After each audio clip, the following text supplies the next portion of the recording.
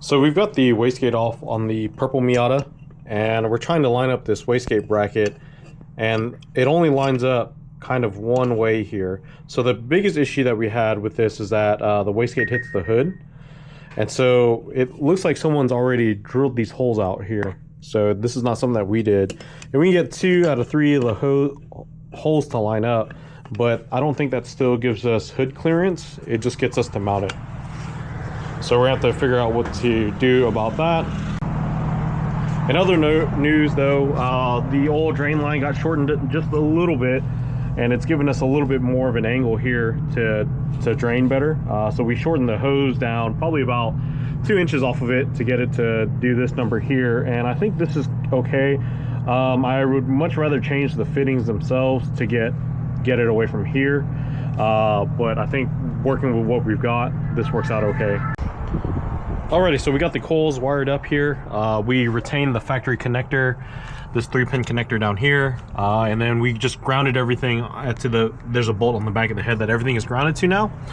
So if you look over here where the igniter is, we got a couple of jumpers in place. So we basically are going to jump these wires here at the end for our coil signals, and then the 2 in the center is for the tachometer. I obviously can't do anything until we get the car started, just to make sure that all that's good before I actually start hacking it up. So all this is just temporary wired up. We're just gonna throw some electric tape over these guys just to make sure that that's good. And then as you can see, the Bosch 60mm has made it, so it's in and it's installed.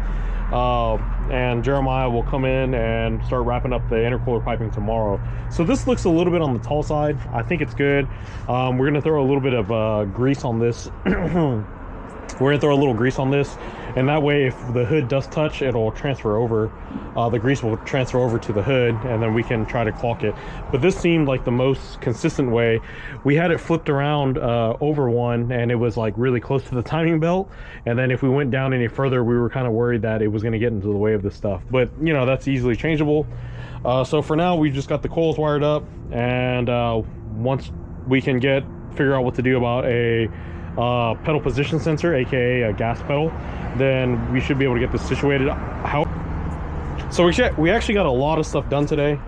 Jeremiah came through and fixed the piping down there and welded it all up. We pulled the downpipe earlier today to get the wideband O2 block put in for the EMU. This is an LS 4.9, and so I ended up taking this I took the fuse box out so I get access to this hole right here, and this hole right here is like really small. That's actually what DIY tells you to run the map sensor hose through. So I ended up drilling it out to add one of our grommets in here, and so Andrew and I are now running all the wiring. So all right, so we got all of our sensor wiring labeled and routed. So I'm gonna go ahead and put ends on it. So I'm not gonna put ends on the fuel pressure sensor just yet. Maybe I will. So we're gonna go ahead and put our ends on it over here. Andrew he's got the oil pressure sensor, or oil sandwich rather, and he's putting ends on it right now, or the sensors into them right now. So I'm gonna go ahead and crimp these guys and get them all wired up. All right, so we've got most of our wiring situated. The last thing here is the knock sensor. Now the NBs come with knock sensors, the NAs do not. So we're obviously adding a knock sensor. Now here's the issue. I don't know where we're going to put this on the block. I need to actually raise it up to see. So what I'm going to do though is I'm still going to wire it. So we've already ran the shielded wire for the knock sensor here. It's a little bit on the long side obviously, and so we're going to pull it back, and once I get this all situated, we should at that point be able to close up our grommet and put our fuse box back in. Okay, so here's the not so fun part. We have to get a couple of 5-volt and sensor grounds, okay, because we're about to add a bunch of sensors. The cool thing about the EMU Black is that they give us a couple sensor grounds. You see it? So we've got 1, 2, 3, right? Most ECUs only give you 1, and you've got to branch them all out. Same thing here with 5-volt. Instead of 3, we've only got 2 though. So what we're gonna have to do is this 5-volt is already taken up, this sensor ground is already taken up. So the thing about the EMU is that the outsides, if you look at these pins on the outside, they're physically larger than the ones on the inside. So I've dedicated the smaller ones, 29 and 34, which are these smaller pins, and I've dedicated that to the factory OE wiring harness over here. So we're gonna make make basically a long big old spider for these two right here, so we can attach all of our sensor wiring. So now we have a couple sensors.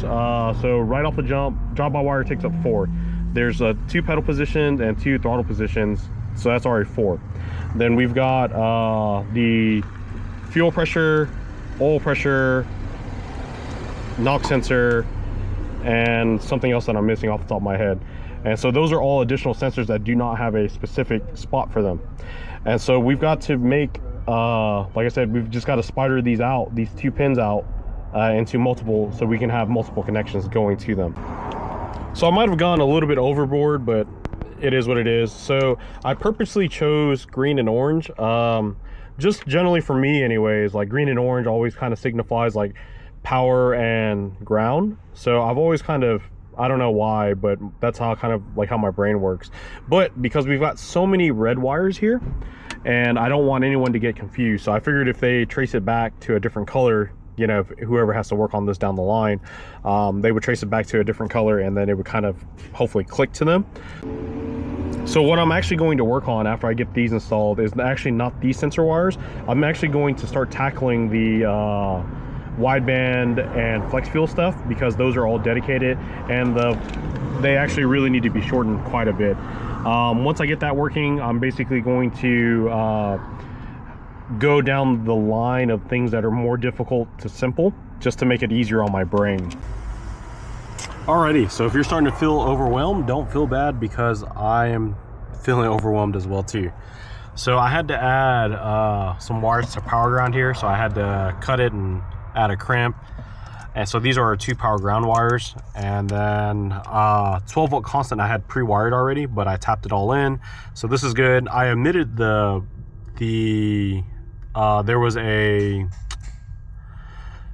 fuse for the wideband, but I omitted that because this wire from the factory has a fuse on it, so I didn't want to add a second one for no reason. So everything is a little bit on the tight side, and I think I'm gonna have to go back and unfortunately cut these to move them around, just because they're kind of intertwined in here. So I got a little bit overwhelmed because of just how much is going on here. Anyways, this is all mostly done. This is all connected now, and these are our 5 volt and sensor ground wires. And then, like I said, we had to get 2 extra power grounds. So the reason why we need power ground is that on shielded wire, the shield itself needs to go to a power ground, so more commonly known as a drain. So we're gonna have to tap this shielded wire into one of these, and we have 2 sets of shielded, so one for the knock sensor and one for the throttle position sensor. So I don't know if you guys are going to be able to see this or not, but there is like a little bit of what looks like to be just stranded wire, and that's what we have to take that, and that's what goes into power ground to drain it, and then that's going to help eliminate noise that we may get through it. So we've got the Honda Fit pedal here. So this is a 9 to 14 pedal, and we're using a Miata adapter to mount this pedal inside the car. However, the pedal adapter hasn't made it yet, so we're gonna go ahead and start wiring it up. And I don't know if this is correct or not, but looking at the diagram, this should be 5 volts, sensor ground, then the actual signal for it, and then the pattern repeats. So 5 volt, sensor ground, signal output. So what I'm going to do is I'm going to tie these together. Since these are 5 volt wires, then I'll tie these together since these are signal ground wires. And then we've got our 2 outputs. So I'm going to wire this. What I'm going to do is I'm just going to extend the wires just a little bit with some electric tape, nothing crazy. And then just to give me a little bit of working room, and then I'll pin it into the EMU. I'll pin it into the EMU and then just test to make sure that this pedal is working, because it is a used pedal, okay? So we're going to test to make sure that this guy works. And then then we're also going to confirm the wiring on it, and if all that is correct, then we'll work on actually building an actual harness for it. So now we're just using the inbuilt drive-by-wire calibration tool. We're gonna leave that alone. It's gonna do its thing. It takes a little bit to do, so make sure your battery's like in good shape. And while this is happening, you're gonna hear like the throttle body moving around. And if you're out there looking at the throttle body, you can actually see it kind of moving around and dancing and doing all sorts of crazy stuff. That's totally normal. I would say this process takes a few minutes, maybe 3 minutes or so, 4 minutes.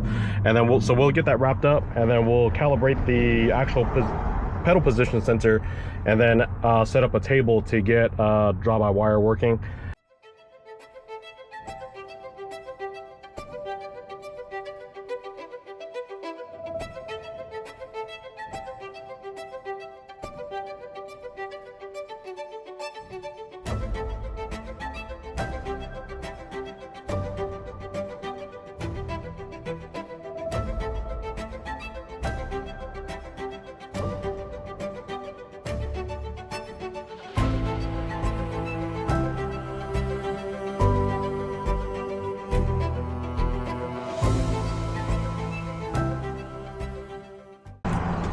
All right, so that was about half of the process there of drive-by-wire calibration.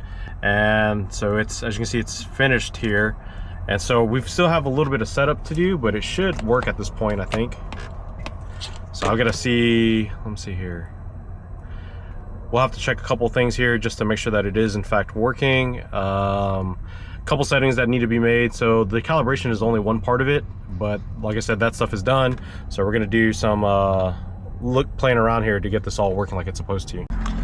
So this is our characteristic table. This is basically another word for throttle position more than anything. So I have it set currently, the full table has 50, so it's targeting 50 regardless of what the pedal does. And if everything works right, this should be open about halfway. So that seems about correct. So now we're gonna set up this build kind of a table here to get it all working. And so what I like to do is I like to literally start with like a 1-for-1, and we'll talk about that in a little bit here, but basically I like to make a 1-for-1 table. So all this will be 0, this will be 6.5, and then I just kind of do that just to kind of get it in the ballpark. There's a lot more fine tuning, especially down in the low areas, but like I said, just as like a base map to get drive-by-wire working, that's what I like to do. All right, so I've got my poorly made base map set up. I'm gonna go ahead and place the camera down here, and you can see that the throttle body is completely closed. Now at idle, this is actually gonna be a little bit open because obviously it needs to have air to idle, but I'm gonna go inside, hit the throttle pedal a couple times so you guys can see it moving.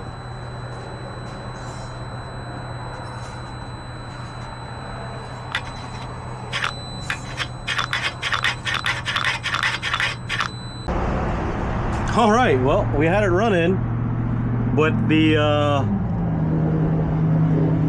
water pump belt was like way loose. I heard some kind of crazy noise, and that's what it is. It was rubbing against this timing belt pulley, but car starts and runs, so we know that. So I guess we're gonna have to fix that real quick, and then we'll be good to go. All right, so now that we had it started up for that split second, and we saw that the thing was not all the way, the water pump pulley was not all the way on.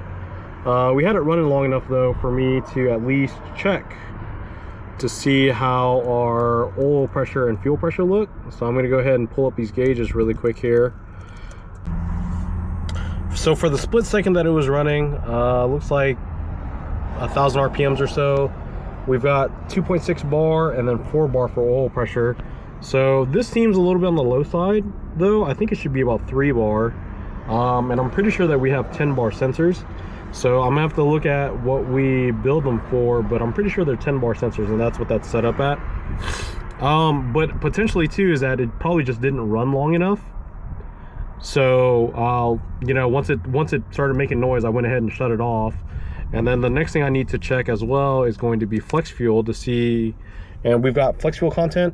So all that's working. The only thing that needs to be done is the IAT, and the only reason why that's not working is the charge pipe. I also need to check the wideband as well. In that short time, the wideband definitely did not warm up, so we don't know for a fact.